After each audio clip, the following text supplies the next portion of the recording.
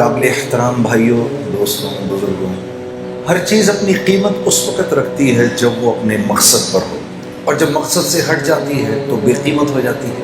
یہ اس مسجد کے اندر یہ جو پنکھے ہیں یہ ہمیں ہوا دینے کے لیے ہیں۔ یہ جب تک ہمیں ہوا دیتے رہیں گے ہم ان کی صفائی بھی کرتے رہیں گے اور یہ مسجد کی زینت بھی بنے رہیں گے۔ یہ لائٹیں جب تک روشنی دیتی رہیں گی تو یہ صاف بھی کی جائیں گی اور مسجد جو کہ خدا کا گھر ہے اس کا حصہ بھی بنی رہے گی۔ لیکن جس دن یہ ہمیں ہوا دینا بند کر دیں گے یہ یہاں سے اتار کے باہر پھینک دیے جائیں گے اور ان کی قیمت کباڑیا لگائے گا اور یہ بے قیمت ہو جائیں گے۔ انسان کے بھی دنیا میں بھیجے جانے کا ایک مقصد ہے، یہ بے مقصد نہیں بھیجا گیا، اور اس مقصد کو اللہ رب العزت نے خود ہی بیان فرما دیا اور فرمایا دیکھو وَمَا خَلَقْتُ الْجِنَّ وَالْإِنسَ إِلَّا لا الہ الا، نہیں کوئی معبود سوائے اللہ کے ہو ہی نہیں سکتا۔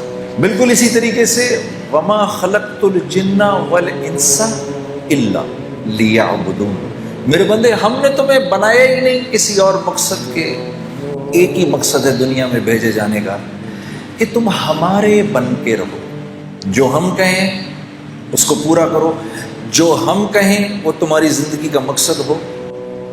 اے اللہ من چاہی نہیں چلے گی، رب چاہی چلے گی۔ تو یہاں دنیا میں انسان صرف اس لیے بھیجا گیا ہے کہ یہ اللہ کی مان کے زندگی گزارے۔ دراصل اللہ کی منشا تو کچھ اور ہے، منشا تو اس سے بھی آگے کی ہے۔ میرے نبی آپ فرما دیجئے ان صلاتی و نسکی و محیای و مماتی للہ رب العالمین، منشا تو یہ ہے۔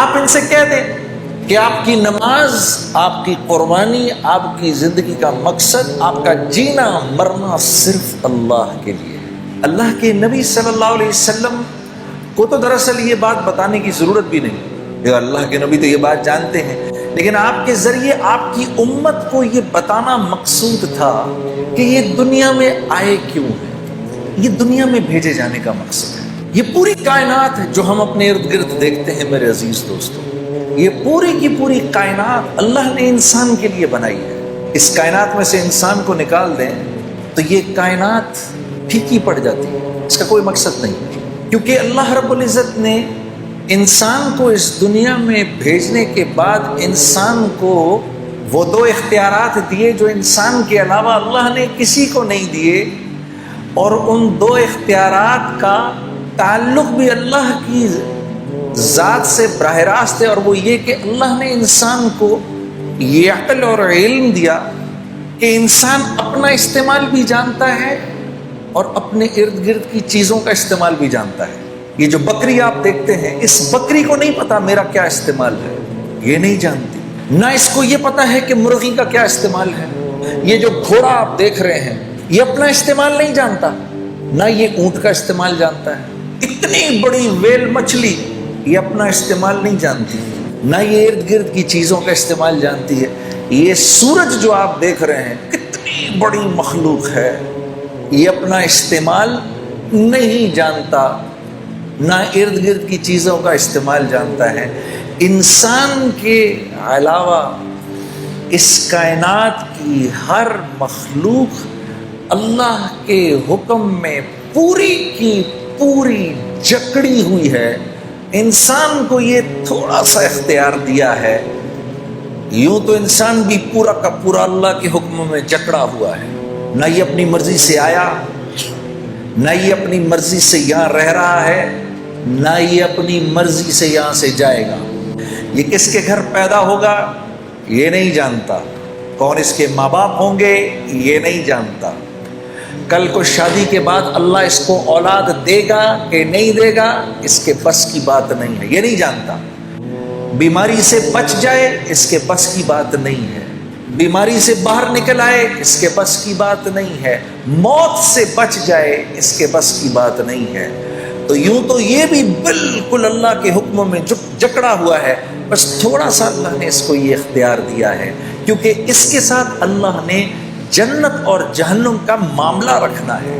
اس کے ساتھ اللہ نے جنت اور جہنم کا معاملہ رکھنا ہے۔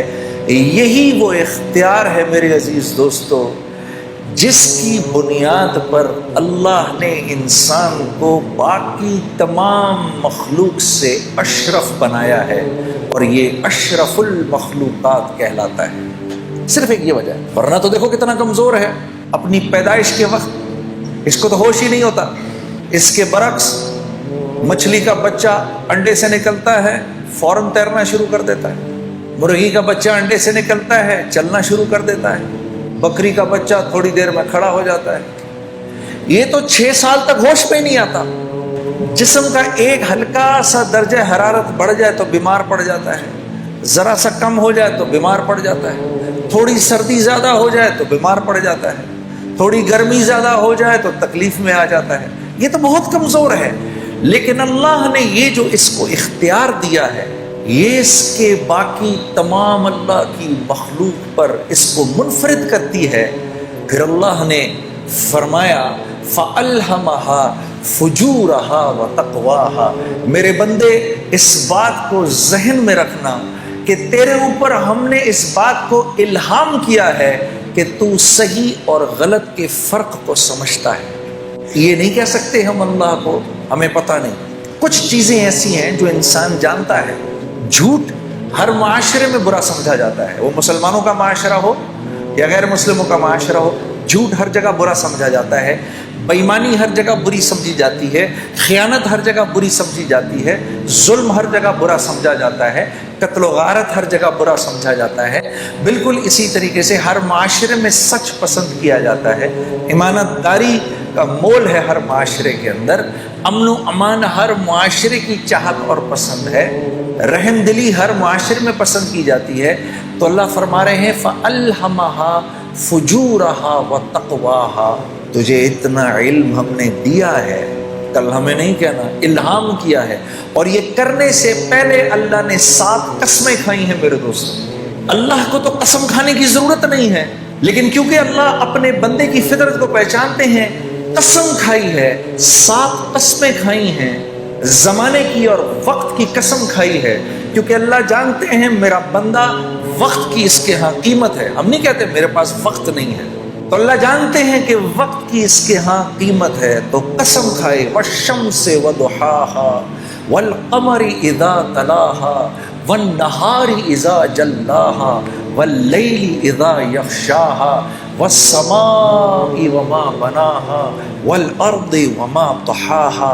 6 قسمیں تو وقت کی کھائیں کہ مجھے سورج کے نکلنے کی قسم، اور پھر چاند کی تمازت کی قسم، اور پھر دن کے اجالے کی قسم، اور پھر رات کے چھا جانے کی قسم، اور پھر اس رب کی قسم عجیب کہ جس نے آسمان کو بنایا اور تخلیق کیا، اور کیا ہی بات ہے اس رب کی، اس کی قسم کہ جس نے زمین کو بچھایا، اور پھر 7ویں قسم آپ کی کھائی اور کہا میرے بندے مجھے تیری جان کی قسم، اور اس رب کی قسم جس نے یہ خوبصورت انسان بنایا ہے، فَأَلْهَمَهَا فُجُورَهَا وَتَقْوَاهَا۔